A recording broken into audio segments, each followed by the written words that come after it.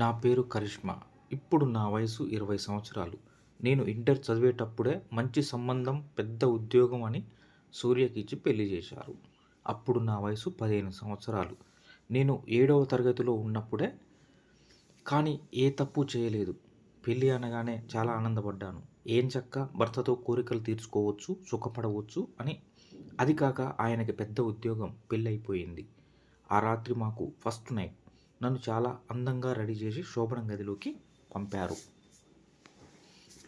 ఆయన నా దగ్గరికి వచ్చి నన్ను బెడ్పై కూర్చోబెట్టి, కరిష్మా, నువ్వు చాలా అందంగా ఉన్నావు.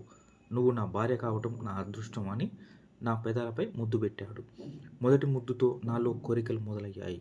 మా ఆయన మెల్లిమెల్లిగా నన్ను ఆక్రమించుకొని, కరిష్మా, కొంచెం సేపు ఓర్చుకో అని 2 నిమిషాల్లో పని ముగించి పక్కన పడుకుని బాగుందా అని పడుకుండిపోయాడు.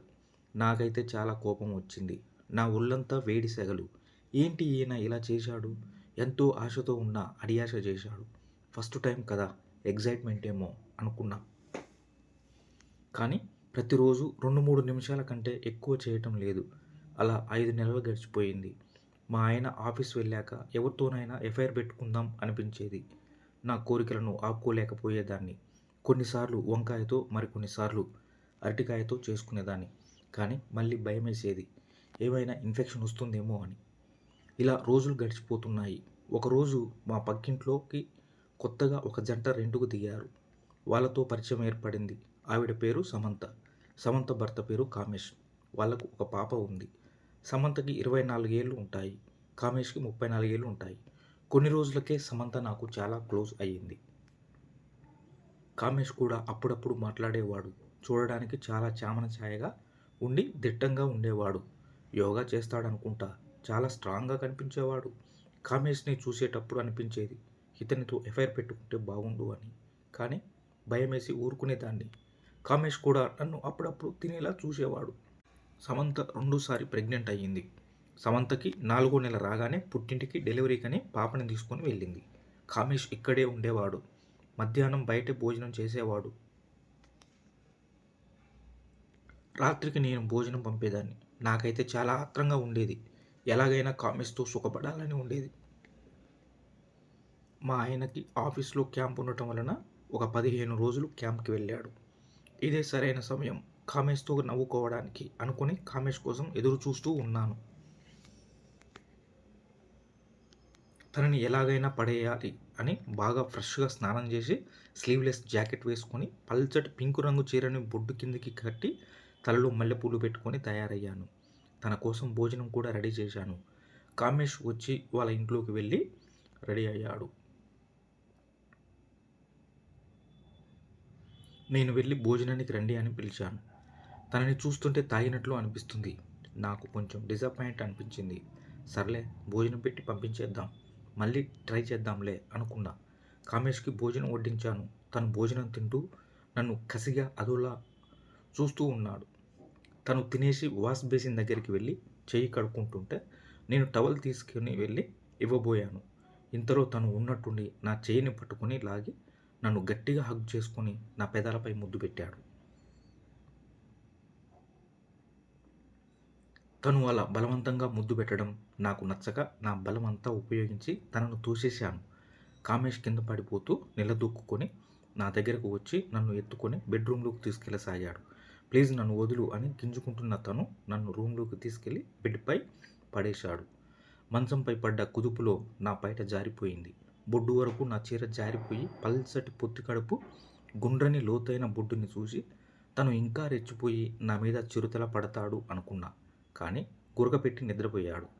కిచెన్లోకి వెళ్ళి చూస్తే వంకాయలు లేవు. చిరాకేసింది.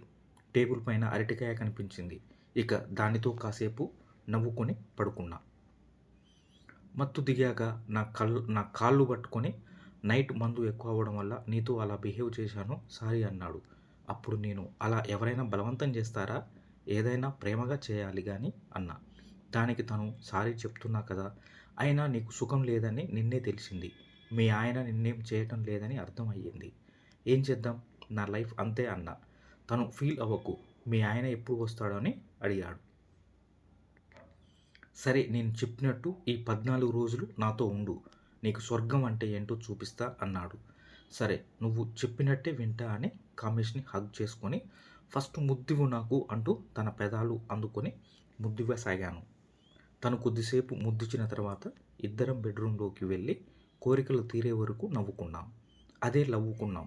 జిగురు కారే వరకు. తెలుసుగా, నువ్వు నైటీ మార్చుకొని డ్రెస్ వేసుకొని రా పో అన్నాడు.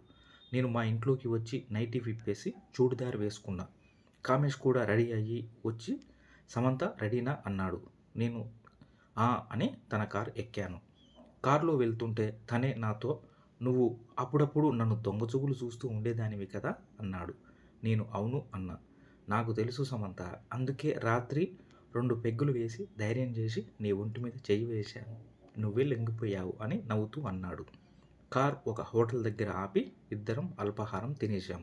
మళ్ళీ కార్ స్టార్ట్ చేసి కొద్దిసేపటికి ఒక బ్యూటీ పార్లర్ దగ్గర కారు ఆపి నన్ను లోపలికి తీసుకెళ్ళి అక్కడ పనిచేసే అమ్మాయికి నా చంకలోని వెంట్రుకలు, లవ్వు దగ్గర వెంట్రుకలు క్లీన్ చేయమని చెప్పి నాతో 1 గంటలో వస్తానని చెప్పి వెళ్ళాడు. పార్లర్లో ఉన్న అమ్మాయి నా చంకలోని వెంట్రుకలు, లవ్వు దగ్గర వెంట్రుకలు క్లీన్ చేసి హెయిర్ స్టైలిష్గా చేసింది.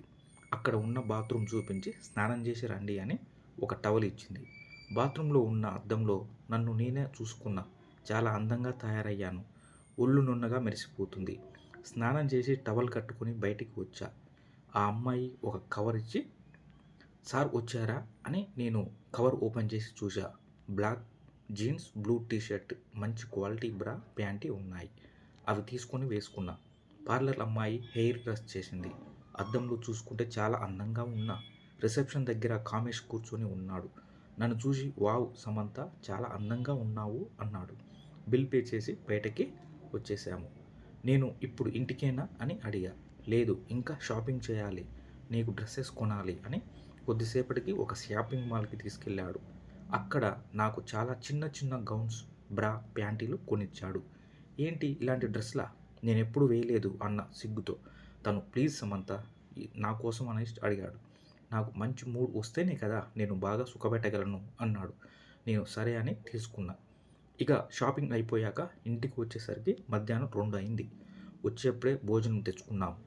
మేము తెచ్చిన డ్రెస్సులో నుంచి ఒక డ్రెస్ ఇచ్చి తర్వాత ఇద్దరం పడక గదికి వెళ్ళి తనివి తీరుగా లవ్వుకున్నాం. ఇద్దరి జిగురు కారే వరకు.